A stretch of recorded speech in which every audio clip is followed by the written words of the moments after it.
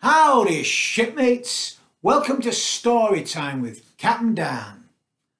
How are we all doing? How the winds aren't blowing so hard? Welcome to today's Story Time, and today is a special story for a very special friend of mine, Carolyn Jones, and it's another classic Dr Seuss tale that we're going to tell today. But this is Carolyn's favourite, and Carolyn's a very good friend of mine, and she's had a tough times the last couple of years, but she's doing great now, and this is specially dedicated to Carolyn. Her favourite story, Yertle the Turtle, from Dr Seuss.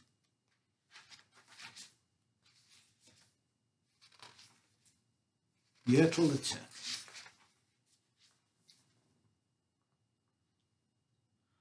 On the faraway island of Salamasond, Yertle the Turtle was king of the pond. A nice little pond, it was clean, it was neat. The water was warm, there was plenty to eat. The turtles had everything turtles might need. And they were all happy, quite happy indeed.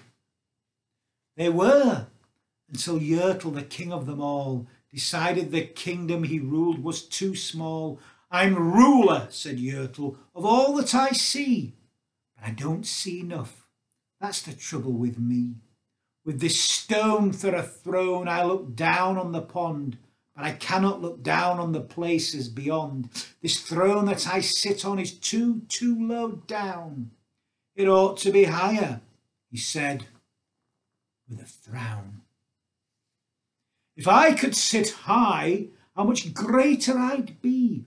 What a king! I'd be ruler of all I could see." So Yertle the Turtle King lifted his hand, and Yertle the Turtle King gave a command. He ordered 9 turtles to swim to his stone, and using these turtles he built a new throne. He made each turtle stand on another one's back, and he piled them all up in a 9 turtle stack. And then Yertle climbed up, he sat down on the pile. What a wonderful view! You could see most a mile. "All mine!" Yertle cried. "Oh, the things I now rule! I'm king of a cow, and I'm king of a mule. I'm king of a house, and what's more beyond that, I'm king of a blueberry bush and a cat.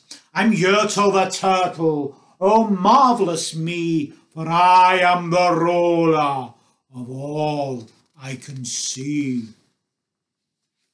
And all through the morning he sat there up high, saying over and over, "A great king am I," until round about noon then he heard a faint sigh. "What's that?" snapped the king, and he looked down the stack, and he saw at the bottom a turtle named Mac, just a part of his throne, and this plain little turtle looked up and he said, "Beg your pardon, King Yertle, I've got pains in my back and my shoulders and knees. How long must we stand here? Your Majesty, please, please." "Silence!" the king of the turtles barked back. "I'm king, and you're only a turtle named Mac. You stay in your place while I sit here and rule. I'm king of a cow, and I'm king of a mule. I'm king of a house, and I'm king of a bush and a cat. But that isn't all. I'll do better than that. But my throne shall be higher," his royal voice thundered. "So pile up more turtles. I want about 200. Turtles, more turtles!" he bellowed and brayed, and the turtles way down in the pond were afraid. They trembled, they shook, but they obeyed. From all over the pond they came swimming by dozens, whole families of turtles with uncles and cousins. All of them stepped on the head of poor Mac. One after the other they climbed up that stack, and Yertle the Turtle was perched up so high He could see 40 miles from his throne in the sky. "Hooray!" shouted Yertle. "I'm king of the trees. I'm king of the birds and I'm king of the bees. I'm king of the butterflies, king of the air. Ah me, what a throne, what a marvellous chair. I'm Yertle the Turtle, oh marvellous me. For I am the ruler of all I can see." Then again from below in the great heavy stack came a groan from that plain little turtle named Mac. "Your Majesty, please, I don't like to complain, but down here below we are feeling great pain. I know up on top you are seeing great sights, but down at the bottom we too have our rights. We turtles can't stand it. Our shells will all crack. Besides, we need food. We are starving," groaned Mac. "In a minute."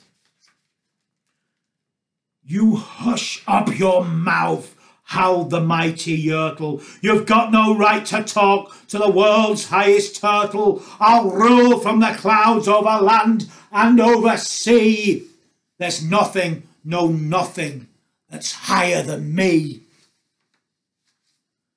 While he was shouting, he saw with surprise that the moon of the evening was starting to rise up over his head in the darkening sky. "What's that?" snorted Yertle. "What is that thing that dares to be higher than Yertle the king? I shall not allow it. I'll go higher still. I'll build my throne higher. I can and I will. I'll call some more turtles. I'll stack 'em to heaven." And he'd bite about 5,607.